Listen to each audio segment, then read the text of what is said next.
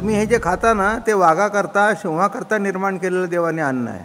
वाघाचं सिंहाचं अन्न खाल्ल्यावर तुमची उडती तरी सात्विक राहील का? तुम्ही तामसीच व्हाल. हां, घोड्याचं, गाईचं, रेड्याचं, ते रेड्यासुद्धा मासाला तोंड लावत नाही. पण आता आखाडी चालू आहे ना.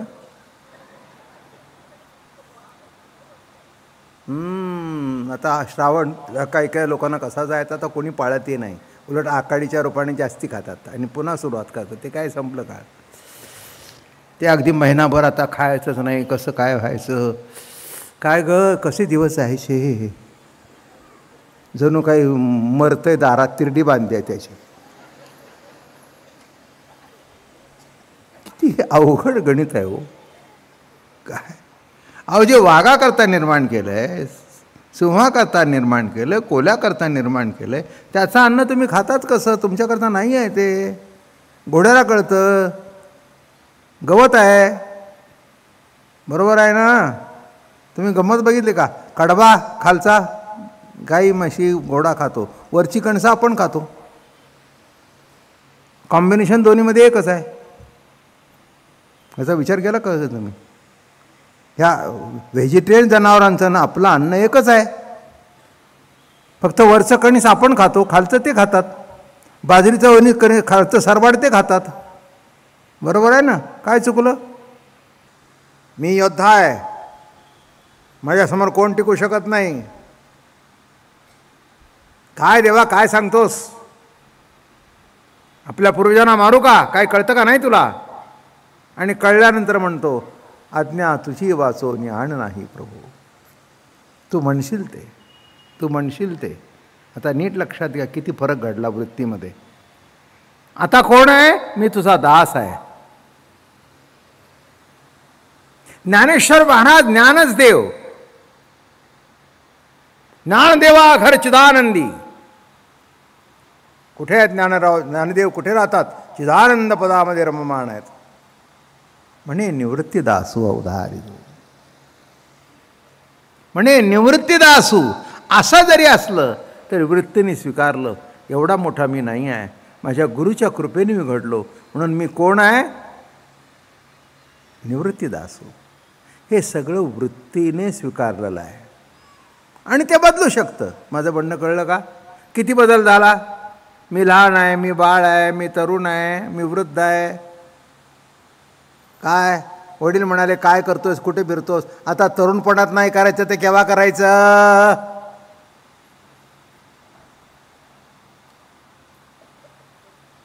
काय नाही, हे वयच आहे, मग पुष्टी द्यायला आतून असताच. अहो जाऊ द्या की, तुमचं लहानपण आठवा ना जरा. काय बिघडलं? खेळलं तर खेळलं की, एवढं काय आहे त्यात? कळलं का?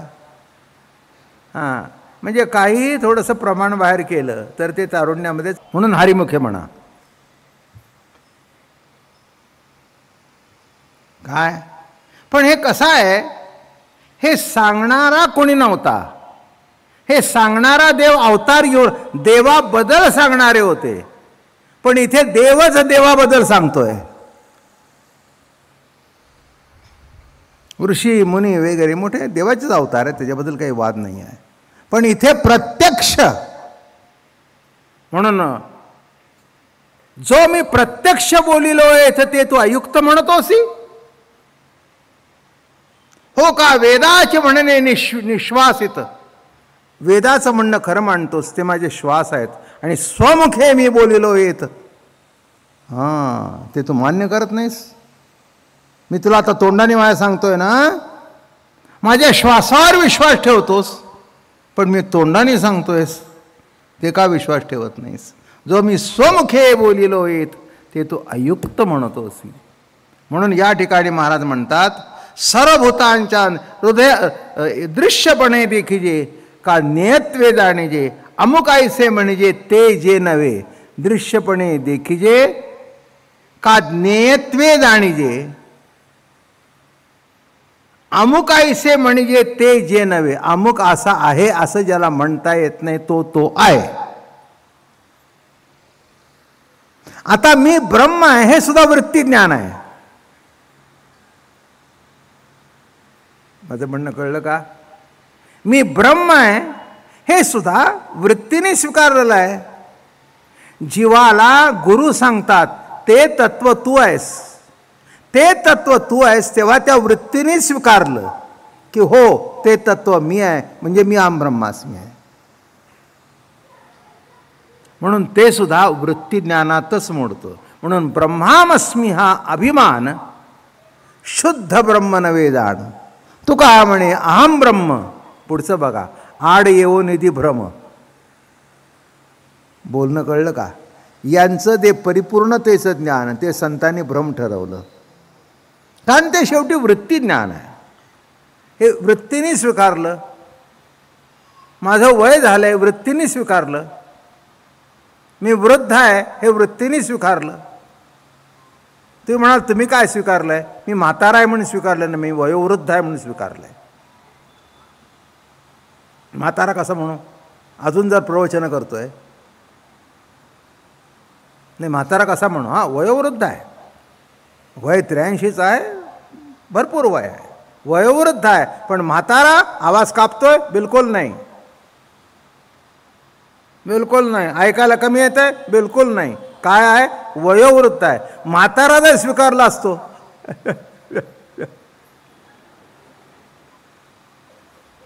देवाचे दारे उभा, तुम्ही बोलवलंच नसते ऐकायला, मला बोलवलं असतं काय? काल मला कळलं एवढा दंगा असून सुद्धा बरीचशी मंडळी येऊन गेली, धन्यवाद तुम्हाला. पण यांच्याकडून निरोप आला आणि माझ्याही घराच्या खाली मोटरसायकली लावल्या होत्या. कोथरूड रोड आमचा आज गाजतंय सगळ्या पेपरमध्ये. काय तो चांदणी चौक, तिथून सगळे रोड बंदच, येणं शक्य नव्हतं. मी सांगितलं, मानेकराचा फोन आला, अशोकराव म्हणतायत भाऊ महाराज रिस्क घेऊ नका. म्हटलं मान्य आहे, मला काय, मी फेटा बांधून तयार आहे, मी फेटा बांधून तयार आहे, तुम्ही बघा. बरोबर आहे. आणि विशेष म्हणजे काल इथे मंडळी आली होती, कार्यक्रम चालू आहे का बघायला. काय असं आहे, माणसं म्हणाली बरंच मंडळी येऊन गेली. बरं झालं, आनंदाची गोष्ट आहे बरं का. तुम्ही आला आणि मी आला नव्हतो असं वाटतं का तुम्हाला? अहो 7 ते 8 मी तुमच्याजवळच होतो. काय तुम्ही आला आणि मी आलो नाही असं कसं होईल? तुम्ही आला मी आलो, मला तर ते चालूच होतं. अरे अरे अरे, 37 वर्षात घडलं नाही ते आज घडलं. आतला म्हणला जे घडलं नाही तेच घडत असतं ना. हां, ते हे कळलं नाही का तुला बाबा महाराज? रिमोट कंट्रोल सांगतोयस ना, हा रिमोट कंट्रोल सांगतोयस ना, तू सांगतोस ना 37 वर्षात एकही खाडा नाही. चल तुला करून दाखवलं, एक खाडा तरी झाला, एक खाडा तरी. आता पुन्हा म्हणणार नाहीस एक खाडा झाला नाही, पण मी त्याला सांगेन खाडा कर, नाही तर मी खडा होतो. आता खाडा का करायचा हे तुझा उद्देश काय असेल तर तुझा उद्देश असेल, पण आम्ही काही मागे सरलेलो नव्हतो. आमचे श्रोतेही पक्के आणि आम्हीही पक्के. असे जे पक्के आहेत ना ते वयोवृद्ध. आणि बघितलं आता कसे काय म्हातारड. म्हणून नीट लक्षात घ्या, इथे जो कौतुकाचा विषय चालला आहे, लढीवाळपण आहे पुढच्या भागामध्ये त्या ज्ञानाबद्दल. पण ते ज्ञान कसं आहे? ज्ञानच देव याच्याबद्दल सांगताना म्हणतात तुझ्या हृदयामध्येच मी आहे. सहस्त्र किरण आहेत सूर्याची, पण किरण आणि सूर्य भिन्न नाही, तसं जीव आणि परमात्मा भिन्न नाही. किरण का म्हणायचं? त्याचं स्फुरण. पण स्फुरण आणि तो हा भिन्न नाही, तो दोन्ही एकच आहेत. हे थोडंसं अवघड जाईल, पण आता ऐकून घ्या ना, ऐकायला काय हरकत आहे? सगळंच कळलं पाहिजे असं कुठेतरी ठरलं आहे? काही कळावं काही न कळावं. आणि म्हणून या ठिकाणी महाराज म्हणतात मी त्याचे परत आहे, मी पटवून घेत आहे. पटणे, पटवून देणे हे व्यवहार जे ते सतत चालू आहेत, त्या मीचे ठिकाणी परमात्मा पटणं आणि न पटणं हे व्यवहार कुठेतरी चालू आहेत ना, पटणं आणि न पटणं. काही माझं बोलणं तुम्हाला पटतं, आता पटण्याचं ठिकाण निराळं आणि काही माझं बोलणं तुम्हाला पटत नाही, ते न पटण्याचं ठिकाण निराळं का? बरं, अजून सोपं करून सांगू. बासुंदी खाण्याचं तोंड निराळं का आणि खरडा खाण्याचं तोंड निराळं का? ज्या तोंडाने बासुंदी खाता, ज्या तोंडाने भाजी खाता, बरं का, अहो त्याच तोंडाने तुम्ही जिलेबी खाताय, भाजी खाताय, लोणचंही खाताय, मिरचीही खाताय, नको तेही खाताय.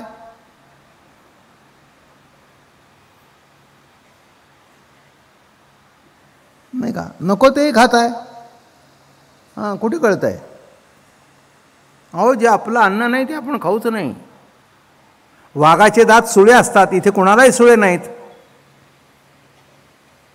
ज्यांना सुळे आहेत ते नॉन व्हेजिटेरियन आणि ज्यांना सुळे नाहीत ते व्हेजिटेरियन. घोड्याला सुळे आहेत काय? अशा आहेत का इथे? नखं आहेत अशी? गाईला नखं आहेत? नाही. खूर आहेत, तुम्हालाही खूर आहेत, फाडून खायचं नाही कोणाला तुम्हाला. तर बारकाईने विचार करून बघा की तुम्ही कुठच्या कॅटेगरीवरती मस्त. जनावराला कळतं पण आपल्याला कळत नाही. क्षमा करा मला. खूर आहे ना तुम्हाला, पण पायाला खूरच आहे. टाचबीज काय हे खुराचाच प्रकार आहे. नाही, फाडायचंच नाही म्हणून सुळे नाहीत, फाडायचं नाही म्हणून नखं नाहीत. जे गवत पुढे टाकलंय, जो कडबा टाकलाय तो असा जिभेने घ्यायचा. काय काय गंमत आहे? गंमत बघा ना. काय श्रीहरीची लीला कशी आहे, कसं जगत निर्माण केलंय त्यांनी. प्रत्येकाकरता अन्न ठरवलेलं आहे, ते तुम्ही खात नाही म्हणून फरक आहे. जाऊ दे, हा विषय जरा बाजूला ठेवला, मुद्दाम सांगितला तुम्हाला, जरा कळावं कशाकरता. कुठून विषय फाटा फुटला? तोंड तेच, तोंड तेच. हां, पटणारं तोंड तेच, मी कळणारा तोच आणि मी न कळणारा तोच. हे जिथून प्रगट होतं असं जे, ते देवाचं द्वार. पुष्कळ तऱ्हेने विषय मांडता येतो. एक सांगू का? नाम हेच देवाचं द्वार आहे. नावं ठेवली आमच्या सोयी करता. माझं म्हणणं कळलं का? नाव कशा करताय? सोयी करताय. म्हणजे घरामध्ये 10 माणसं जरी असली तरी त्या नावाने हाक मारल्यानंतर तोच यावा. पण सगळ्यांचं श्वास घेणं नाकानंच आहे, जेवणं तोंडानेच आहे, ऐकणं कानानेच आहे, फरक काही नाही. पण 4 मुलगे आहेत एका आईबापापासून, चौघाला 4 नावं ठेवली, एक का ठेवलं नाही? 4 नावं एवढ्या करता ठेवली की त्या नावाने हाक मारलं, उपजली या बाळकासी, नाव नाही तयापासी, आणि ठेविलेनी नावेसी ओ देत उठी. जे नाव ठेवलंय तसं संतांनी देवाचं बारसं केलं. माझं म्हणणं कळलं का? संतांनी देवाचं बारसं केलं म्हणून उपनिषदात देव वृक्ष वाटतो, विषय वृक्ष वाटतो. काय आता आम्ही हसत खेळत सांगतोय म्हणून बरोबर आहे.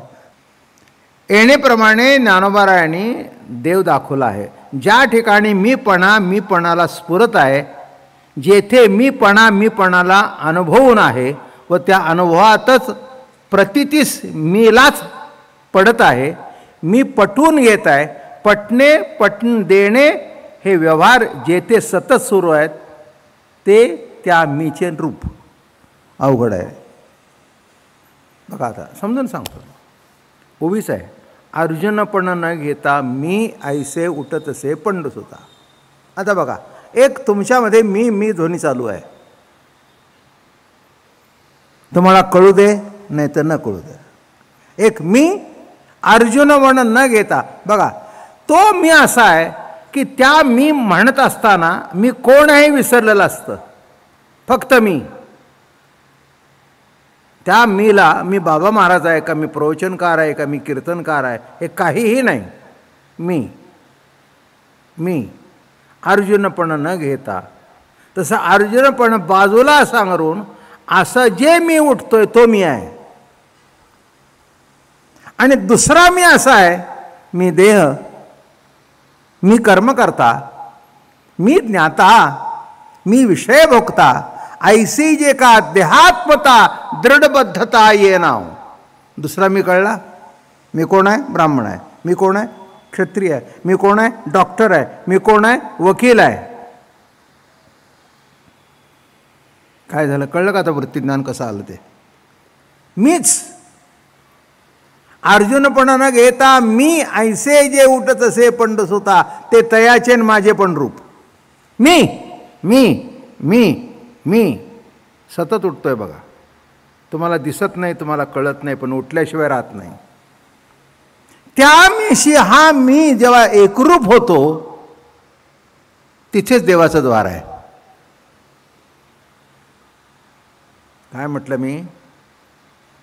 बाह्यांगाचा मी जेव्हा अंतर्मनातला जो मी आहे त्याच्याशी एकरूप होतो, मीशी मीच मिलन होतं, तिथेच द्वार आहे. कोणाचं? देवाचं. कुठून कुठे विषय आलो? काय म्हटलं मी? मीपणाला स्फुरत आहे. मीपणाला स्फुरत आहे. मीपणा ज्या अर्थी उठतोय त्या अर्थी त्या मीपणाला स्फुरणारा कोणतरी आहे.